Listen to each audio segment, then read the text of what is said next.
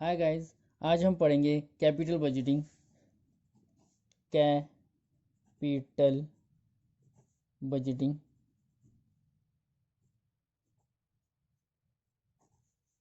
इसमें हम आज पहला टॉपिक पढ़ेंगे जो कि है पे बैक पीरियड। तो पे बैक पीरियड क्या है, हम पढ़ लेते हैं इसके बारे में।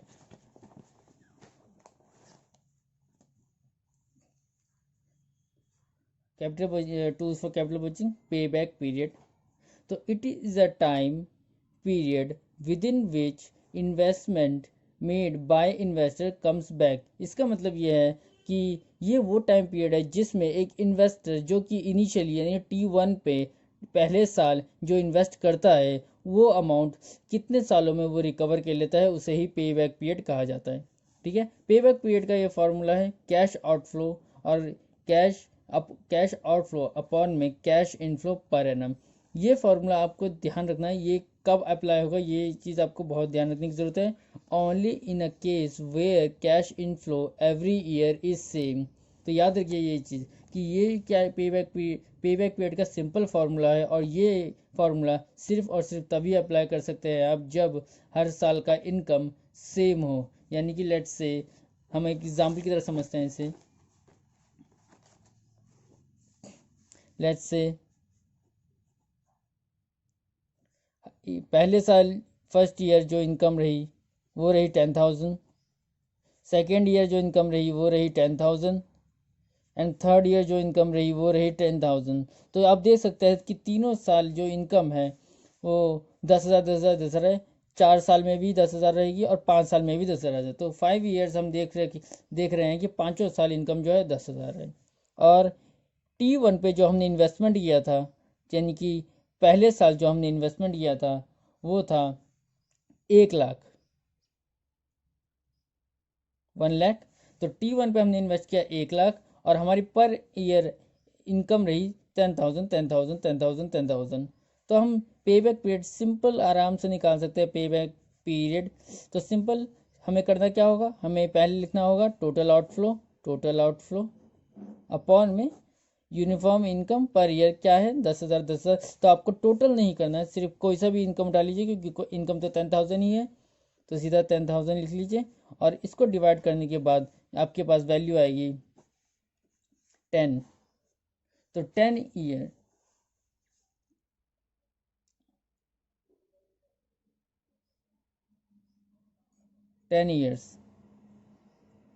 ओके।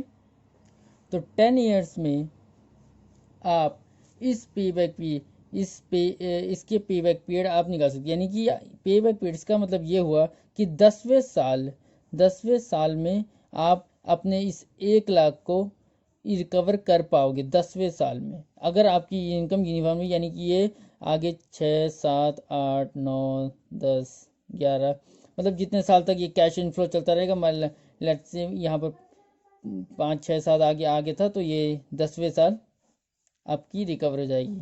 तो इस तरह से जब ये कैश इनफ्लो ये पूरे दसों के 10 साल आपकी 10,000 10,000 10,000 10,000 10,000 से इनकम आती रहेगी। और फाइनली आपको ये 11वां साल है, लेकिन आपको 10,000 साल में ये 10वें साल में ये 1 लाख रिकवर हो जाएगा अगर आपकी इनकम यूनिफॉर्म रही तो। ओके, अब केस 2 आता है। केस 2 जहाँ पर इनकम यूनिफॉर्म नहीं है, नॉट यूनिफॉर्म, यानी कि आपकी हर साल की इनकम अलग अलग है।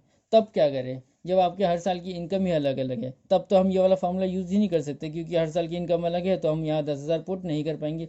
लेट से यहाँ पर 10 या 9 8 7 6 5 4 3 2 1 इस तरह से इनकम आ रही है आपकी। और कोई आप तो फिर तो 10,000 उठा नहीं पाओगे, क्योंकि 10,000 हर साल 10,000 है नहीं। तो ऐसे केस में क्या करें, तो ऐसे केस में हम करेंगे, ऐसे केसेस में हम इस तरह से इस क्वेश्चन को सॉल्व करेंगे। तो सबसे पहले देख लेते हैं if cash inflows are not equal. तो सबसे पहले हम टेबल बना लेंगे। ये एक एग्जांपल है जो मैंने बना रखा है ऑलरेडी। यहाँ पर नंबर ऑफ ईयर्स दे रखे हैं मैंने 1 2 3 4 5, और यहाँ पर ये कैश इनफ्लो है। आपको क्वेश्चन में सिर्फ इतना इतना पोर्शन ही दिया जाएगा, ये पोर्शन आपको अलाउ किया जाएगा, और आपको ये इनिशियल कैश आउटफ्लो बता दिया जाएगा। इसकी मदद से अब सबसे पहला काम ये करेंगे कि सबसे पहले इस पोर्शन को कुमुलेट करेंगे। ध्यान रखिए, इस कैश इनफ्लो को जो आपको क्वेश्चन में दे रखा होगा इसको कुमुलेट करेंगे, यानी कि 2 + 3 5, 5 + 8 5 + 3 8, 8 + 4 12 और 12 + 4 16। कुमुलेट करने के बाद अब इस कुमुलेशन में आप देखिए कि कौन से ईयर में आप इस 10 लाख को रिकवर कर सकते हैं। ध्यान रखिएगा, तो इस 10 लाख को आप देखिए तो 8 लाख यहाँ पर हो चुका है और 12 लाख यहाँ पर हो चुका है। तो इसका मतलब सिंपल है कि आप तीसरे या चौथे साल के बीच में कहीं पर अपने इस 10 लाख को रिकवर कर लेंगे। तो ध्यान से 8 और 12 के बीच में आपका ये 10 लाख रिकवर होगा और इस 10 लाख को आप इस तीसरे या चौथे साल में रिकवर करेंगे। तो यहाँ पर वही बात मैंने लिखी है। As we can see that 10 lakh should be lie between both of them, so now time will be more than 3 years, time will be more than 3 years and less than 4 years, इन दोनों के बीच में। क्वेश्चन कैसे solve करें? तो ऐसे cases में payback period का फॉर्मूला होता है लोएस्ट ईयर, यानी कि जिस ईयर में लोएस्ट ईयर, जो कि मतलब जिसमें सबसे कम इनकम है आपकी, यानी कि 8 साल, ये रही लोएस्ट ईयर। इसका 8 लाख जो कौन सी ईयर में 3, तो ये हो गया आपका लोएस्ट ईयर। ओके, तो और हाईएस्ट ईयर क्या हो जाएगा? हाईएस्ट ईयर अगला हो जाएगा, यानी कि 4। और आगे तो हाईएस्ट, तो ये हो गया लोएस्ट ईयर। और कैश आउटफ्लो, यानी कि आपका 10 लाख, इनिशियल 10 लाख जो आपने इन्वेस्टमेंट किया है, उसके बाद lowest year cumulative cash. Okay, lowest year का कुमुलेटिव कैश उठाना है अपॉन में हाईएस्ट ईयर कैश फ्लोज। ध्यान रखिए, हाईएस्ट ईयर का कैश फ्लो और लोएस्ट ईयर का कुमुलेटिव, यानी कि लोएस्ट ईयर का कुमुलेटिव, ये है लोएस्ट ईयर का कुमुलेटिव, और हाईएस्ट ईयर का cash flow. Okay, highest year का कैश फ्लो, लोएस्ट ईयर का कुमुलेटिव, ये दोनों चीज़ें आपको चाहिए। और कैश आउटफ्लो तो आपके पास 10 लाख रुपए है ही ऑलरेडी। तो इसके बाद इसको बस आप फार्मूले में पुटअप कर दीजिए। Pay back period equals to lowest year 3 years plus का 10 लाख, ये आपका इनिशियल इन्वेस्टमेंट, माइनस का 8 लाख जो कि आपका लोएस्ट ईयर कुमुलेटिव फिगर है, अपॉन में 4 लाख जो कि आपका हाईएस्ट ईयर कैश फ्लो है। उसके बाद 3 years हो जाएगा, प्लस इसको आप डिवाइड करने पर ये आएगा। उसके बाद आप इसको मंथ में कैसे कन्वर्ट करें, तो 3 years तो 3 years रह ही जाएगा, प्लस 0.5 को आप 0.5 क्योंकि मंथ्स में नहीं है, तो इस 0.5 को आप 12 ना, एक साल में 12 महीने होते हैं, तो 12 से मल्टीप्लाई कीजिए। ये देखिए, ये जो आया ये है आपका मंथ्स, नंबर ऑफ मंथ्स, तो ये इसका मतलब है 6 months, 3 years and 6 months। तो इस तरीके से आप पे बैक पीरियड निकाल सकते हैं।